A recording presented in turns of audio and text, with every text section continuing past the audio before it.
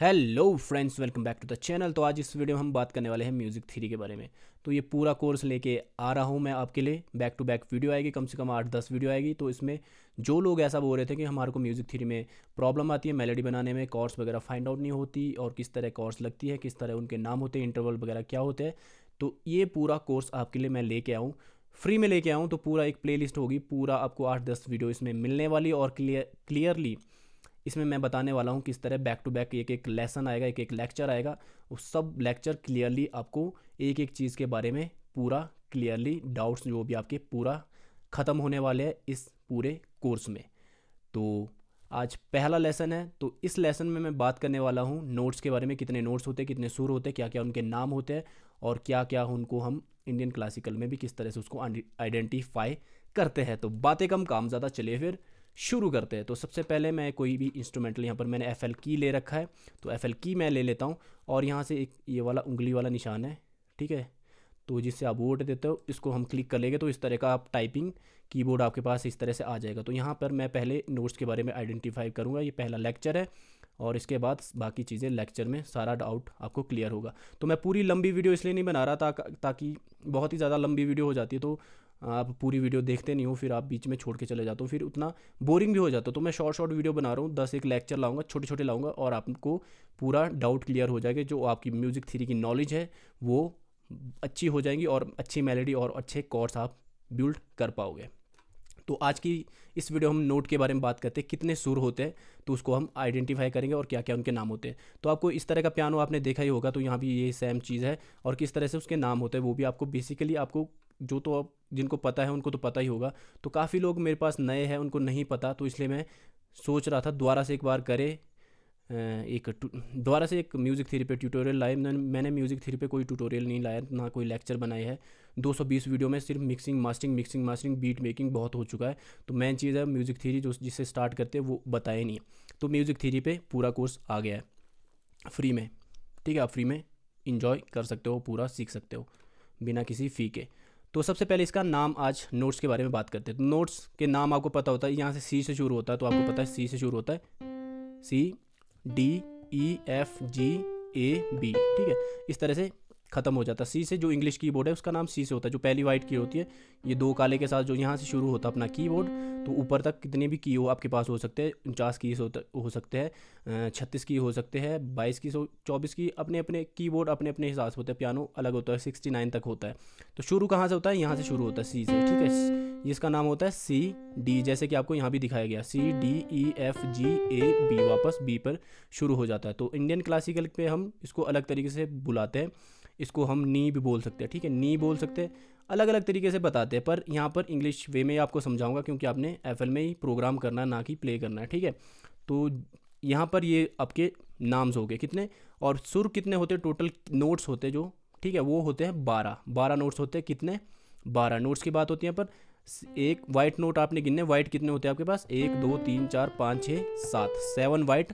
काले कितने हो गए, 1 2 3 4 5, 5 काले 7 वाइट। टोटल सुर कितने हुए, 12 सुर। जो आपके वैसे बोलते हैं कितने सुर होते हैं, 7 सुर होते हैं, तो 7 सुर नहीं होते, 12 सुर होते हैं। तो 12 सुर, अगर आपको इस तरह पूछा जाए कि एक स्केल में कितने सुर होते हैं, तो एक स्केल के अंदर जो फॉर्मूला लगता है उसमें मैक्सिमम 7 सुर होते हैं और मिनिमम 5 सुर होते हैं।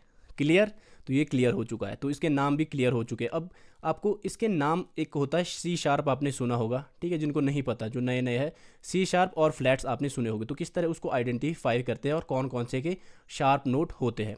तो ये पहला नोट है सी, तो सी का होता है सी शार्प, ठीक है।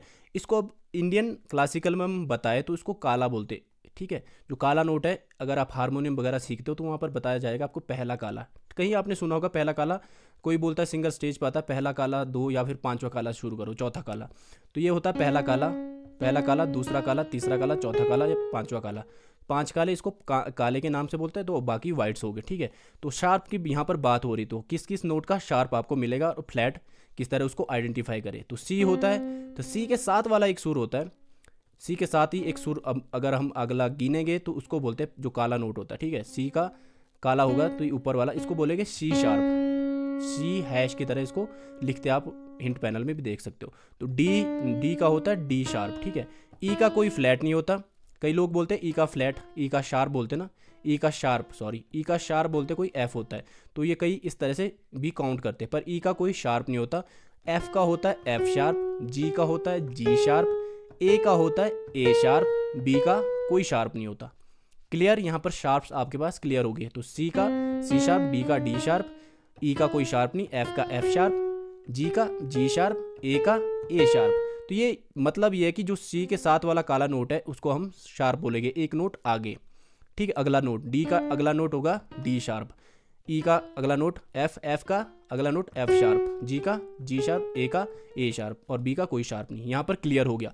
और यहाँ पर कन्फ्यूजन आपके पास होता है, एक चीज़ आती है फ्लैट्स, तो आप फ्लैट भी कन्फ्यूजन होता है, कई बोलते हैं बी फ्लैट दो हमारे को, बी फ्लैट मेजर इसकी कई बार बी फ्लैट लिखा होता है, तो बी फ्लैट मेजर स्केल बताओ जी हमारे को, बी फ्लैट मेजर, तो उसमें भी फ्लैट में आप कन्फ्यूजन होते हैं। तो फ्लैट उल्टा होता है।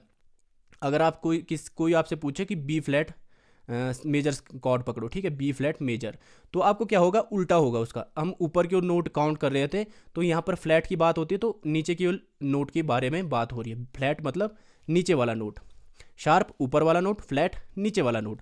बी नोट पकड़ेंगे, बी का फ्लैट नीचे वाला, हमने बोला था फ्लैट नीचे के लिए, तो बी का फ्लैट हो गया ये ए, ठीक है, ये हो गया ए, बी का फ्लैट हो गया ए शार्प, ठीक है, ये फ्लैट हो गया, ठीक है, ए शार्प भी बोलते हैं इसको, बी फ्लैट भी बोलते हैं, क्योंकि बी से नीचे फ्लैट, और ए का अगला नोट शार्प। तो इस तरह से शार्प और फ्लैट आप यहाँ पर आइडेंटिफाई कर सकते हो। तो यहाँ पर इस तरह से इसका पूरा इंडियन क्लासिकल में भी इसका नाम जो है, पहला काला, दूसरा काला, तीसरा चौथा पांचवा, ये भी क्लियर हो गया। और नेक्स्ट जो फ्लैट और शार्प नोट का जो आइडेंटिफिकेशन है वो यहाँ पर क्लियर हो जाती है। तो नेक्स्ट जो चीज़ होती है वो होती है, चलो ऑक्टेव भी यहीं पर मैं क्लियर कर देता हूँ। और जो इंडियन क्लासिकल में जैसे बोलते हैं कि मंद सप्तक, तार सप्तक और खरज का रियाज भी बोला होता है आपको, तो वो तीनों भी यहाँ पर क्लियर हो जाएगा। ऑक्टेव जिसको हम इंग्लिश में ऑक्टेव बोलते हैं। तो ऑक्टेव को किस तरह काउंट करते हैं, जो जहाँ से हमने शुरू किया, सॉरी, जो आपका पहला नोट है सी, इससे अगर हम 12 नोट ऊपर गिने आगे से, तो ऊपर नीचे जो 13वां नोट होगा, ठीक है, सी से सी तक पहुँच रहे हम, सी से सी तक पहुँचने के लिए कितने नोट पार करने पड़ रहे हैं, 1 2 3 4 5 6 7 8 9 10 11 12 नोट के बाद आ गया 13वां नोट, मतलब सी से सी तक जा रहे हैं, तो ये हो गया पूरा एक ऑक्टेव। तो ऊपरले वाले सी पे जा रहे हैं, ठीक है, और ऊपर जा रहे हैं, तो मतलब 24 नोट को क्रॉस कर रहे हैं, तो हो गया 2 ऑक्टेव ऊपर, ठीक है। और यहाँ पर सेमीटोन की बात करें, सेमीटोन किस तरह से काउंट कर सकते हैं आप, सी से शुरू किया तो एक अगले वाला हो गया, एक सेमीटोन अप हो गया, ठीक है, इसको बोलते हैं सेमीटोन। जो सी से शुरू करे, एक सेमीटोन कोई बोल रहा है आपको, तो इसका अगला नोट हो गया। अगर सी से आपको 11 सेमीटोन ऊपर बोल रहा है, तो सी से ऊपर नोट आपने 11 काउंट करने, तो उसको बोलते हैं 11 सेमीटोन ऊपर। कभी आपको ऊपर नीचे करना होगा तो इस तरह से आप कर सकते हो। और यहाँ पर ऊपर सी से ऊपर वाले सी तक जाओगे तो 12 नोट छोड़ के ऊपर वाले सी, अगर 12 नोट छोड़ रहे हो आप, ऊपर वाला सी प्ले कर रहे हो, तो उसको बोलते हैं एक फुल ऑक्टेव, ठीक है। तो यहाँ पर ऑक्टेव भी क्लियर हो गया। अब इंडियन क्लासिकल में किस तरह इसको आइडेंटिफाई करते हैं, सी से सी तक पहुँच रहे, तो ये हो गया पहला ऑक्टेव। जो ऑक्टेव के बीच की जो बोलते हैं, इसको क्या बोलते हैं, जैसे मैक्सिमम FL स्टूडियो में C5 से शुरू होता है, इसको बोलते हैं मंद्र सप्तक, ठीक है। एक ऑक्टेव को चढ़ेंगे तो यहाँ से यहाँ तक एक ऑक्टेव के अंदर जो नोट हो गए उसको बोलेंगे हम मंद्र सप्तक, ठीक है, ये मंद्र सप्तक होगा। अगर इससे ऊपर एक बार हम यहाँ तक पहुँच गए तो इसको ऊपर 2 ऑक्टेव ऊपर जाने के बाद क्या बोलेंगे, तार सप्तक। तार सप्तक होगा, जो पतले नोट होते हैं ना, जैसे पतले पतले नोट होते हैं, बहुत ही पतली साउंड करते हैं, ये देखो इस तरह करेंगे, ऊपर जाएंगे, ये हो गया अपना तार सप्तक, ऊपर तक जाएंगे तार सप्तक। और जो बीच का होता है इसको बोलते हैं मंद्र सप्तक, ठीक है, मिडल मंद्र सप्तक, जो मिडल रेंज होती है। और इस सी से, ये मिडल से हम नीचे की ओर जाएंगे इस तरह, तो इसको क्या बोलते हैं, खरज, जो आपको बोला भी जाता है खरज का रियाज। तो इससे नीचे जो बेस नोट होते हैं वो हमारे खरज में बोलते हैं, इंडियन क्लासिकल में खरज।